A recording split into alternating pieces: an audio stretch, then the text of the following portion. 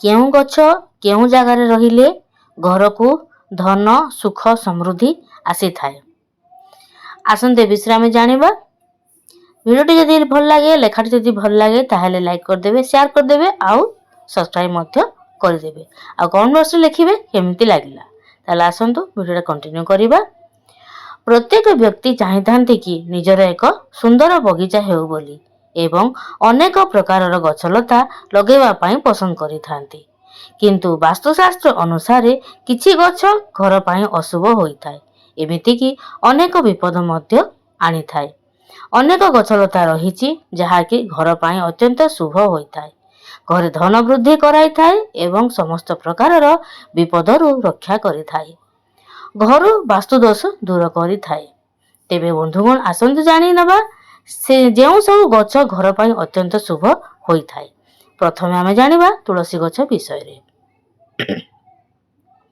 ତୁଳସୀ ଗଛ ହିନ୍ଦୁ ଧର୍ମରେ ତୁଳସୀ ଗଛକୁ ମାତାଙ୍କ ସ୍ଥାନ ଦିଆଯାଇଛି। କୁହାଯାଏ କି ଯେଉଁ ଘରେ ତୁଳସୀ ଗଛକୁ ପୂଜାର୍ଚ୍ଚନା କରାଯାଏ ସେହି ଘରେ ଭଗବାନ ବିଷ୍ଣୁଙ୍କ କୃପା ରହିଥାଏ। ଏହା ଆପଣଙ୍କ ଘରେ ଥିବା ସମସ୍ତ ନକାରାତ୍ମକ ଊର୍ଜାକୁ ଦୂର କରିବାର କ୍ଷମତା ରଖିଥାଏ। କିନ୍ତୁ ବନ୍ଧୁଗଣ ଧ୍ୟାନ ରଖିବେ, ଏହି ତୁଳସୀ ଗଛକୁ ଦକ୍ଷିଣ ଦିଗରେ ଲଗାଇବେ ନାହିଁ, କାରଣ ଏହା ଉନ୍ନତି ବଦଳରେ ଅଧିକ କ୍ଷତି ପହଞ୍ଚାଇବ।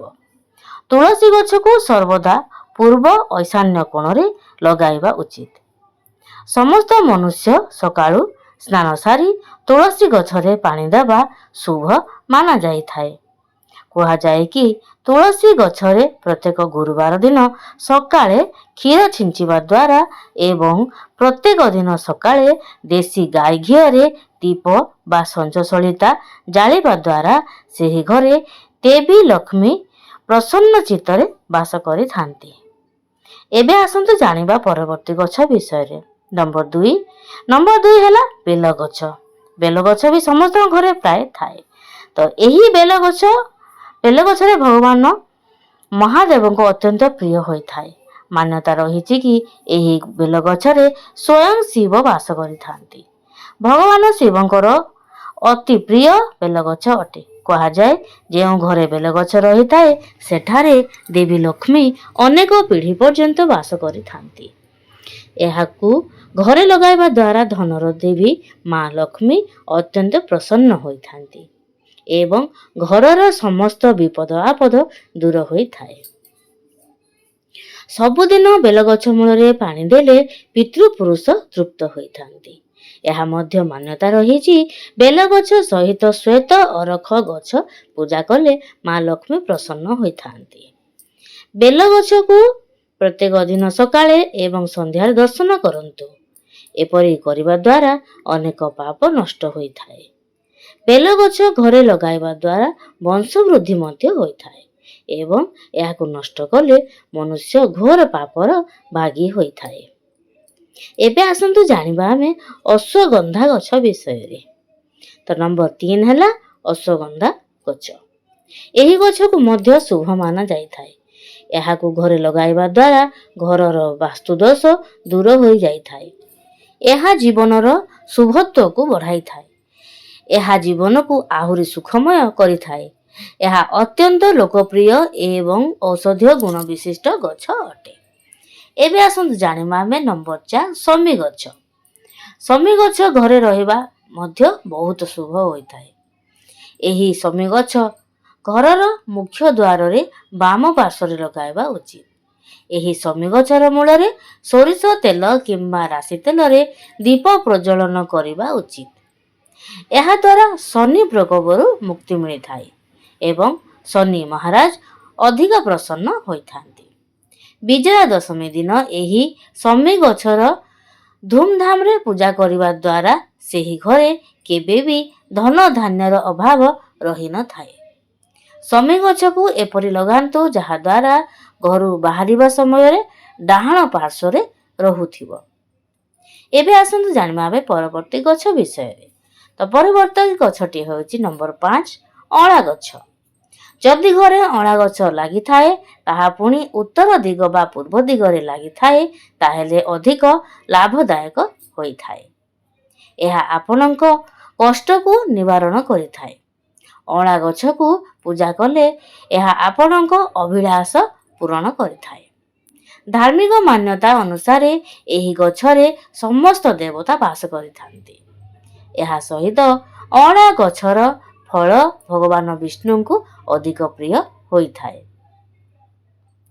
ପୁରାଣ ଅନୁସାରେ ଶୁଭ ମାସ କାର୍ତ୍ତିକ ମାସରେ ବିଷ୍ଣୁ ପ୍ରତ୍ୟକ୍ଷ କରିଥାନ୍ତି। ଏହା ମଧ୍ୟ ମାନ୍ୟତା ରହିଛି କି ଯେଉଁ ଘରେ ଏହି ଗଛ ଉତ୍ତର ଦିଗରେ ରହିଥାଏ ସେହି ଘରେ ଭଗବାନ ବିଷ୍ଣୁଙ୍କ କୃପାରୁ ମଧ୍ୟ ସମୃଦ୍ଧି, ସୁଖ ସମୃଦ୍ଧି, ଧନଧାନ୍ୟ ବୃଦ୍ଧି ହୋଇଥାଏ।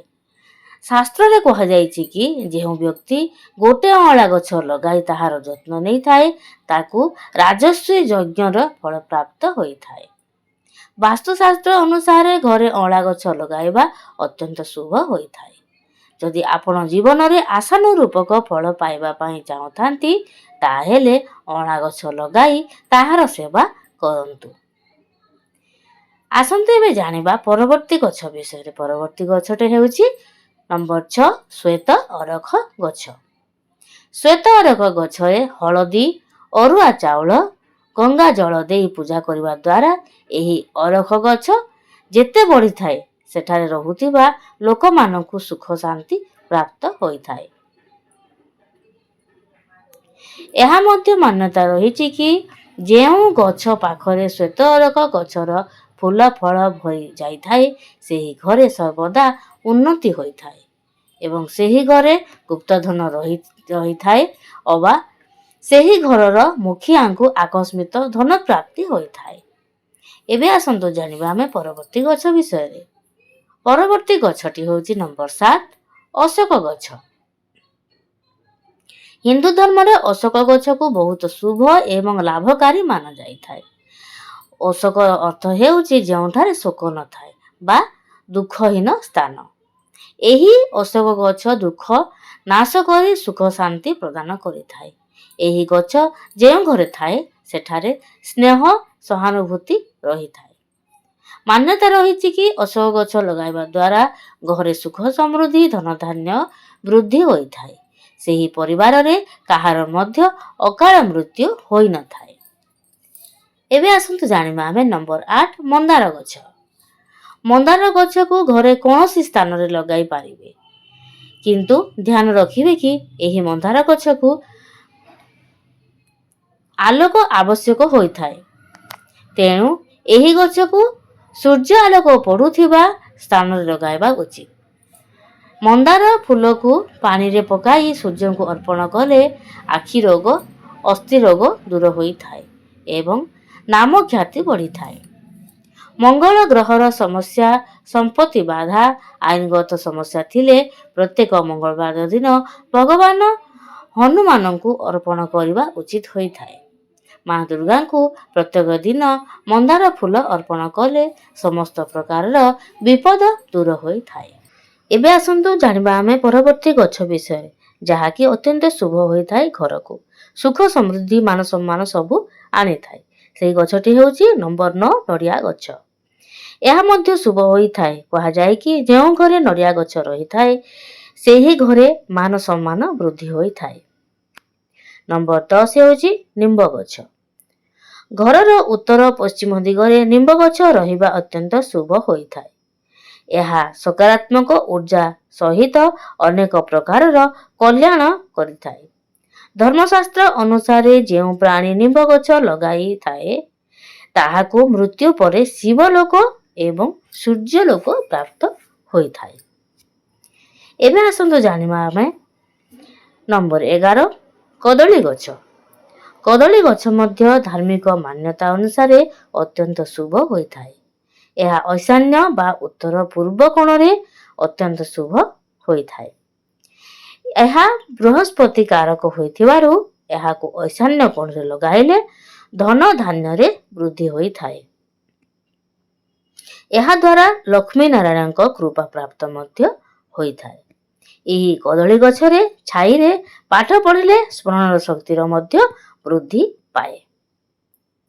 ତାହେଲେ ଆସନ୍ତୁ ଜାଣିବା ପରବର୍ତ୍ତୀ ଗଛ ବିଷୟରେ। ପରବର୍ତ୍ତୀ ଗଛଟି ହେଉଛି ନମ୍ବର 12 ଡାଳିମ୍ବ ଗଛ। ଡାଳିମ୍ବ ଗଛ ମଧ୍ୟ ଅଧିକ ଶୁଭ ହୋଇଥାଏ। ଏହା ସୁଖ ଶାନ୍ତି ବୃଦ୍ଧି କରିଥାଏ। ବଂଶ ବୃଦ୍ଧି ମଧ୍ୟ କରିଥାଏ। ଏହା ଛଡ଼ା ମୁଖ୍ୟ ଦ୍ୱାରରେ ଡାଳିମ୍ବ ଗଛ ଲଗାଇବା ଅତ୍ୟନ୍ତ ଶୁଭଦାୟକ ହୋଇଥାଏ।